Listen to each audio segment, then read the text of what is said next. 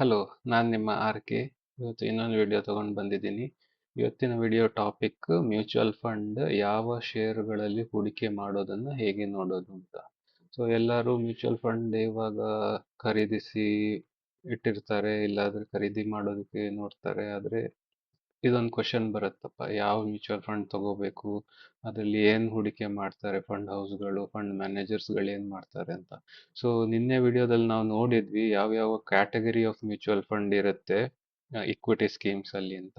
So ಅದರಲ್ಲಿ ಕೆಲವೆಲ್ಲ ನಾವು ಪ್ಯಾರಾಮೀಟರ್ಸ್ ಚೆಕ್ ಮಾಡಿದ್ವಿ. ಎಷ್ಟು ಪರ್ಸೆಂಟ್ ಲಾರ್ಜ್ ಕ್ಯಾಪ್ ಅಲ್ಲಿ ಇರುತ್ತೆ, ಎಷ್ಟು ಪರ್ಸೆಂಟ್ ಮಿಡ್ ಕ್ಯಾಪ್ ಅಲ್ಲಿ ಇರುತ್ತೆ ಅಂತದವೆಲ್ಲ. ಸೊ ಇವತ್ತು ನೋಡುವ ನೀವು ಆಕ್ಚುಲಿ ಇದನ್ನು ಹೇಗೆ ಚೆಕ್ ಮಾಡ್ಬೋದು ಅಂತ. ಸೊ ಏನಾಗುತ್ತೆ ಅಂದ್ರೆ ಮ್ಯೂಚುವಲ್ ಫಂಡ್ ಹೌಸ್ ರೆಗ್ಯುಲೇಟೆಡ್ ಆಗಿರುತ್ತೆ. ಸೊ ರೆಗ್ಯುಲೇಷನ್ ಪ್ರಕಾರ ಅವರಿಗೆ ಒಂದು ಎಲ್ಲ ಹೂಡಿಕೆದಾರರಿಗೆ ಯೂನಿಟ್ ಹೋಲ್ಡರ್ಸ್ಗಳಿಗೆ ಕೆಲವೆಲ್ಲ ಮಾಹಿತಿ ಕಳಿಸ್ಬೇಕು time to time. So every month ಅವ್ರು ಏನು ಮಾಡ್ತಾರೆ, ನಿಮ್ಗೊಂದು ಇಮೇಲ್ ಕಳಿಸ್ತಾರೆ. ಅದರಲ್ಲಿ ಪೋರ್ಟ್ಫೋಲಿಯೋ ಡಿಸ್ಕ್ಲೋಜರ್ ಅಂತ ಬರೆದಿರುತ್ತೆ ಸಬ್ಜೆಕ್ಟ್ ಅಲ್ಲಿ. ಸೊ ಆ ಇಮೇಲ್ ಅನ್ನ ನೀವು ತಪ್ಪದೆ ಚೆಕ್ ಮಾಡ್ತಾ ಇರಬೇಕು ಟೈಮ್ ಟು ಟೈಮ್.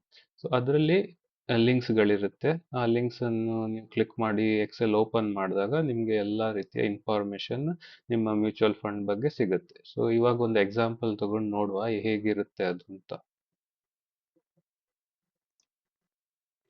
ಸೊ ಎಕ್ಸಾಂಪಲ್ಸ್ಗೋಸ್ಕರ ನಾನು ಪರಾಗ್ ಪಾರೇಖ್ ಮ್ಯೂಚುವಲ್ ಫಂಡ್ ಅನ್ನು ತಗೊಂಡಿದ್ದೀನಿ. ಸೊ ಇದು ಯಾವುದೇ ರೀತಿಯ ಸಲಹೆ ಸಜೆಷನ್ ಅಲ್ಲ, ಇದು just for educational purpose. So Parag ಪಾರೇಖಲ್ಲಿ ನನ್ನ ಕೆಲವೆಲ್ಲ ಹೂಡಿಕೆ ಇದೆ, ಇದು ನನ್ನ ಡಿಸ್ಕ್ಲೇಮರು. ಸೊ ಪರಾಗ್ ಪಾರೇಖಲ್ಲಿ ನೀವು ನೋಡ್ತಾ ಇದ್ದೀರಿ, ಈ ತರ ಒಂದು ಮೇಲ್ ಬಂದಿದೆ, ಸೆಪ್ಟೆಂಬರ್ 9ಕ್ಕೆ ಬಂದಿದೆ ಇದು. So every month around 9th or 10th ಇವ್ರು ಮ್ಯಾಂಡೇಟರಿ ಆಗಿ ಇಂಥ ಲೆಟರ್ ಕಳಿಸ್ತಾರೆ, ಪೋರ್ಟ್ಫೋಲಿಯೋ ಡಿಸ್ಕ್ಲೋಜರ್ ಅಂತ. ಅದರಲ್ಲಿ ನೀವು ಹೂಡಿಕೆ ಮಾಡಿರೋ ಫಂಡ್ಸ್ ಇದು ಲಿಂಕ್ಸ್ ಇರುತ್ತೆ. ಸೊ ಇದು ಲಿಂಕ್ಸ್ ಅನ್ನು ಕ್ಲಿಕ್ ಮಾಡಿದ್ರೆ ನಿಮ್ಗೆ ಒಂದು ಎಕ್ಸೆಲ್ ಓಪನ್ ಆಗುತ್ತೆ. ಸೊ ಇಲ್ಲಿ ನಾನು ಆಲ್ರೆಡಿ ಒಂದು ಎಕ್ಸೆಲ್ ಅನ್ನು ಓಪನ್ ಮಾಡಿಟ್ಟಿದ್ದೀನಿ. ಸೊ ಈ ತರ ಎಕ್ಸೆಲ್ ಬರುತ್ತೆ. ಸೊ ಎಕ್ಸೆಲ್ ಅಲ್ಲಿ ನೋಡಿದ್ರೆ ನಿಮ್ಗೆ ಅರ್ಥ ಆಗುತ್ತೆ ನೋಡಿ.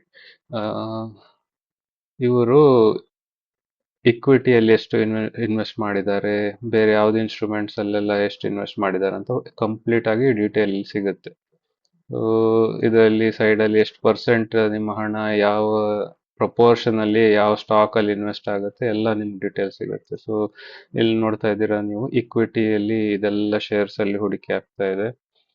ಆರ್ಬಿಟ್ರಾಜ್ ಫಂಡ್ಸ್ ಅಲ್ಲಿ ಹೂಡಿಕೆ ಇವ್ರದಿದೆ. ಆರ್ಬಿಟ್ರಾಜ್ ಅಂದ್ರೆ ಮಾರ್ಕೆಟ್ ತುಂಬಾನೇ ವೊಲಟೈಲ್ ಇದ್ದಾಗ ಅದು ವೊಲಟಿಲಿಟಿಯನ್ನು ಹ್ಯಾಂಡಲ್ ಮಾಡೋದಕ್ಕೆ ಆರ್ಬಿಟ್ರಾಜ್ ಪೊಸಿಷನ್ಸ್ ಅಂತಿದೆ, ಅದು ತಗೊಳ್ತಾರೆ ಫಂಡ್ ಮ್ಯಾನೇಜರ್ಸು. ಸೊ ಇಲ್ಲಿ ನೋಡ್ಬೋದು ಆರ್ಬಿಟ್ರಾಜ್ ಪೊಸಿಷನ್ಸ್ ಇವರು ಈ ಸಾರಿ ತಗೊಂಡಿದ್ದಾರೆ.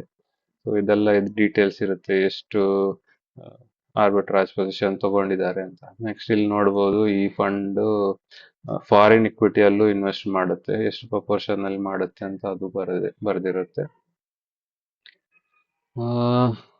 ನೋಡಿ ಎಲ್ಲಾ ಡೀಟೇಲ್ಸ್, ಇಂಚ್ ಟು ಇಂಚ್ ಎಲ್ಲಾ ಡೀಟೇಲ್ಸ್ ನಿಮ್ಗೆ ಇಲ್ಲಿ ಸಿಗುತ್ತೆ. ಸೊ ಇವರು ಮನಿ ಮಾರ್ಕೆಟ್ ಇನ್ಸ್ಟ್ರೂಮೆಂಟ್ ಅಲ್ಲೂ ಇನ್ವೆಸ್ಟ್ ಮಾಡಿದ್ದಾರೆ to keep some of the money in safer side. So ಅವಕಾಶ ಬಂದಾಗ ಹೂಡಿಕೆ ಮಾಡೋದಕ್ಕೆ ಅಥವಾ ರಿಡೆಂಪ್ಷನ್ ಬಂದ್ರೆ ಅದನ್ನ ಹ್ಯಾಂಡಲ್ ಮಾಡೋದಕ್ಕೆ ಇವರು ಸ್ವಲ್ಪ ಮನಿ ಮಾರ್ಕೆಟ್ ಫಂಡ್ ಅಲ್ಲಿ, ಟ್ರೆಷರಿ ಬಿಲ್ಸ್ ಅಲ್ಲಿ, ಟ್ರಪ್ಸ್ ಅಲ್ಲಿ ಎಲ್ಲ ಇಟ್ಟಿರ್ತಾರೆ ಹಣ.